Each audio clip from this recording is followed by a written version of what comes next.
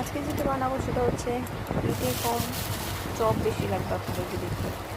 এই guys, welcome back to my channel. আপনারা যেটা দেখছেন সেটা হচ্ছে ওইটাই বানাচ্ছি যেটা এখন বললাম আমি। এখানে একটু চালের গুঁড়ো নিয়েছি, আটা নিয়েছি, দুটো কলা নিয়েছি এবং চিনির একটা শিরা আমার বানানো আছে ঘরে, সেটাই একটু দেবো কালার হওয়ার জন্য। চিনির শিরাটা মানে জাল করে নিয়ে লাল যতক্ষণ না হয়েছে ততক্ষণ নামে নিয়ে লাল করে একটা বয়ামে রাখা আছে, তো সেটাই এখন দেবো। পরিমাণ মতো চালের গুঁড়ো দিয়েছি, কম বেশি হলে একটু ফেটে যাবে কিন্তু এটা। আর এটা কিন্তু চিনির শিরা, কোনো মধু নয়, চিনির শিরা এটা।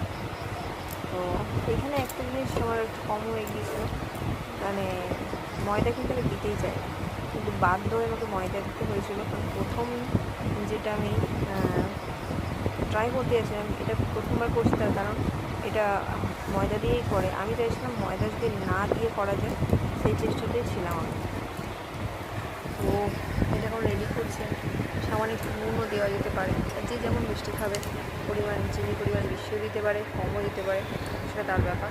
তো মোটামুটি রেডি হয়ে গিয়েছে। কলাটা একটু বেশি করে দিয়েছি যাতে একটু বেশি নরম হয়। থিকনেস দেখে বোঝা যাচ্ছে কলাগুলো একটু গোটা গোটা গোটা গোটা হয়ে গেছে।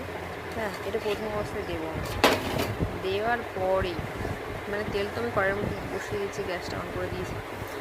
তো মানে ঠিকঠাক তেলটা গরম হয়েছে কি হয়নি, আমি এতটা এক্সাইটেড ছিলাম, মানে দেওয়ার জন্য এত তাড়াহুড়ো ছিল।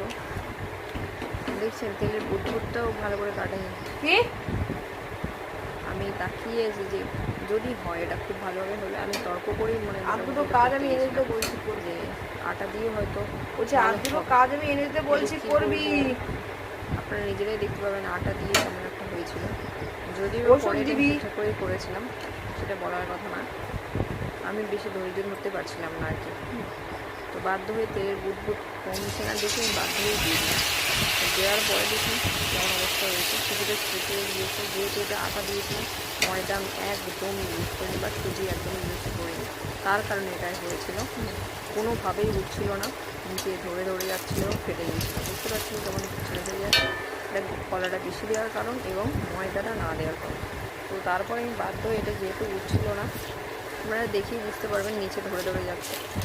তো হাসার কারণ নেই, কথা হচ্ছে যে আমি ভুল করেছিলাম, পরে ময়দা দিয়ে ঠিক করেছিলাম, ঠিক হয়ে গিয়েছিল।